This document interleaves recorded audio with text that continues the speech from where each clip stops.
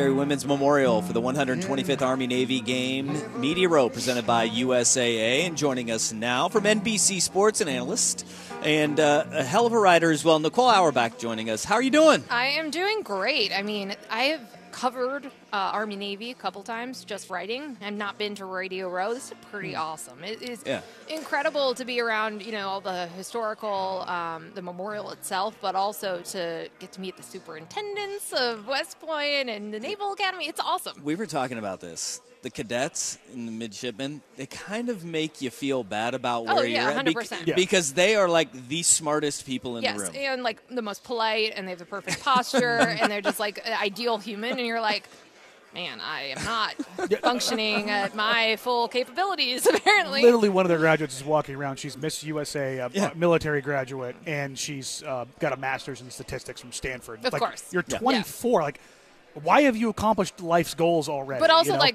one of those is like a good life's goal. Yeah, that's right? what I mean. Like that, like I'm going to add probably, senator and, probably world hunger along the way. Yeah, I mean, this is why, like, everyone should have to come cover Army-Navy and be like, all right, I need to, like, inspire myself. Yeah, just pick it up a little bit. Life. It's pretty awesome. Let's talk college football. This is, obviously, we're in Portland, so we are the home of the Oregon Ducks and the #1 overall seed in the college football playoff. What has been your impression of the playoff, the bracket, the complaining over teams not getting in? Yes. Let's start with that. They got it right. SMU was the correct choice. And they did that not just because, I mean, SMU's body of work and all of that. I mean, clearly they were kind of underranked for a couple weeks where they weren't in the projected bracket. But that's a good football team. They're very sound on both sides of the ball. And again, I think everyone who watched them play Clemson came away being like, that's a playoff team. That's a playoff caliber team. But also, you don't want to blow up the system. You don't want to say that a team can fall out completely while all these other teams are sitting on their couches. So if you care about the college football ecosystem and want it to kind of look the way it does now, of course you have to put SMU in. If you want to blow it up and get rid of conference championship games, sure, that's fine. But that would have happened immediately, and everyone has these deals locked in, and like, there's just, you want to incentivize participation in them. So again, Alabama, all the teams that were left out, plenty of reasons to beat yourself up for it, right? Okay, don't go and lose to 2 unranked teams. Don't get blown out by Oklahoma and not score a touchdown 2 weeks before they pick the bracket. Sure. That's who you are at the end of the year. That's who you are on the road, and that's what you would have had to do. Ole Miss, don't be the only team who loses to Kentucky. Right. South Carolina, I think, was a team I would have liked to see. Lenora Sellers in the playoff would have been awesome. Sure. But I'm glad that the committee said, hey, head-to-head results mattered. What happened on the field between these teams with Alabama and Ole Miss and South Carolina matters, and that's going to box them out, and they're not going to get in. Miami, defense wasn't very good, didn't have good wins. I think all of those get the snubs, and we talk about snubs for the basketball tournament when you're talking about, like, really flawed teams that are, like, the 37th best at large team. And they're going to push that to 76. Right, so sorry, we'll have, like, the 40th best at large team. So I get it, but again, like, this is different than, like, Florida State last year. Yes. Sure. These are all going to be flawed teams we're talking about for the final spots, and I think they got it right. Now, I think overall the 12-team playoff has been good. I think it did. We didn't write teams off after a loss in September. There was a path for a Boise State. All the Group of 5 teams started the year with a path to playing for a national championship that they never had before. What I would change, though, is the seeding. And I'm sure that you guys have heard plenty about that. I was just going to ask. I still picked Oregon to win it all. It was funny. I talked to Bill Oram. Yeah. And he's like, can you give me a quote on, like, why all these national people keep picking Oregon to win, but everyone in Oregon is upset and that it's a hard path? And I was like, well, I mean, I still trust Oregon. Like, Dylan Gabriel's still the best quarterback in the bracket. And this is a team that has survived their clunkers. Nobody else could do that this year. But the seeding is a problem because you should never incentivize someone to not to want to be the #1 overall seed. In what bracket would you not want to be the #1 seed? Yeah. The path is supposed to be easier. And I think because you are pushing 2 teams that were towards the bottom of the 12 or out of the 12 into 3 and 4, that underseeds everybody else. So you end up with not a balanced bracket, and and then there's a separate issue that, like, because of that, because people think Boise State and Arizona State are very beatable, that Texas and Penn State benefit directly off of losing in their conference championship games. So that needs to be fixed. I expect that will be revisited this offseason by the commissioners because, I think even if you want to make sure that you're incentivizing conference championship games, I think you can do that with 5 getting in the 12 and then rank them 1 to 12. Or fine, do it the way that it is set up right now, but reseed after the first round. That has some logistical issues with that, but there are ways to fix this. Well, and you could fix it for next year because I don't think we should do this again. Yeah, I think you guaranteeing a conference champion at the bare minimum a home game in you could do that. Yeah, round, you could say the floor is number 8, right? Yeah. I think that's fine.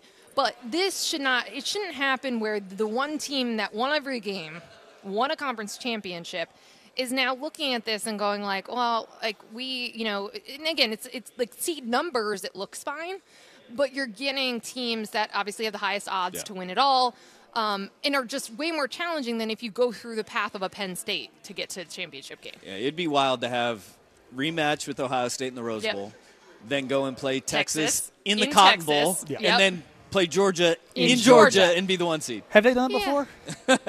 Yeah, I feel like that's not the ideal. It's less than ideal. Yeah, but again, I think this is something that jumps out to everyone and something that will absolutely get fixed. On the other side of that, what happens and how crazy do things get if the unspeakable happens and Arizona State, Boise State, SMU, one of those teams runs in year 1? What happens? I mean, then they all say that's awesome, and that's what the playoff is for, because those are teams that would not have gotten in the 4-team model. So yeah, it would be very similar to Ohio State. Controversial first year, they jumped ahead of the Big 12 teams, but they go win it all, and it kind of justifies that they were included, and that the system which allowed you to not just like when you go from 2 to 4, it was like, oh well, let's see if like 3 and 4 really have a chance, and 4 wins. It's the same thing here. If you get someone that wouldn't have made it in the old system go on a run, I don't even think they need to win it all, but it at least justifies. It's like, say, isn't this more fun? Isn't this more interesting? Or if Arizona State were to win and maybe they beat Texas, which I did pick on my bracket, but that one's a great game, but total toss-up if we get it. I mean, it validates the being hot at the end of the season, right? Like, because normally, and again, they would never have been anywhere near a 4-team model, but we would never get to see what could really happen with somebody who gets hot. We see that in the NCAA tournament all the time, but we never see it in college football. So that type of thing would really justify including more interesting teams, even if they don't win it all, even if it's like Georgia against Oregon at the end. It's the 1 and the 2 seed. It's still going to be a lot more interesting to get there, and that's been one of my reasons I like expansion. So I am rooting for some crazy run by somebody. Chaos. Agent of chaos, just like me. Well, I love that. This regular season has been full of it, so there's going to be something. Yeah. The other bowls, though, it's like every other bowl got filled and nobody noticed. Yeah. Do we think that this is going to finally be that breaking point where it's like everybody said for so many years, there's too many bowls, there's too many bowls. Do you think that we see that postseason finally get locked off? I don't think we will, in the sense of whenever people say there's too many bowls, they still do well viewership-wise, like their TV events, right? Yeah. So unless that drastically changes this year, I don't think that that's going to change it. I think, you still have, like the Pop-Tart Bowl. That's my number 1. I'm excited because I'm a sicko for the R+L Carriers New Orleans Bowl. There you go. I will watch that game, and it's atrocious every year. That's fine, but I'm just saying like the fun ones, like the Pop-Tarts where you get to eat a Pop-Tart at the end. Those are still going to be the ones that people are going to be drawn to and want to see. Like, you're still going to have like something to incentivize like the players to want to play in it, or maybe some of them have it in their NIL deals that they're going to play, because apparently Cam Ward said he's going to play in the Pop-Tarts Bowl. But so A, maybe if guys actually play in those games, it'll be more interesting. But B, it's already moved towards like a jumping off point for next year anyway. I think you just got to continue to look at it that way. Can I just say, but when we know we're up against it, I appreciate that you have leaned into the Aubrey Plaza gifts on Twitter. Yes, thank you. Because anytime that something comes up and it's like roll our eyes, you have the perfect gift for it. I know. Anytime she's in a new show or movie or something, I'm like, all right, yes. New material. We got new material. New material. Like White Lotus, that was great. I still use those all the time. But she was just in a Marvel movie or Marvel show. I was like, excellent. This is great. Let's keep doing it. She's been busy. I'm like, let's continue. Let's keep the filmography updated. IMDb needs to keep going. For everybody's business. Did you see she broke her leg at the WNBA All-Star weekend? So she was playing pickup with some of the WNBA players, broke her leg, and so she was on crutches for a while.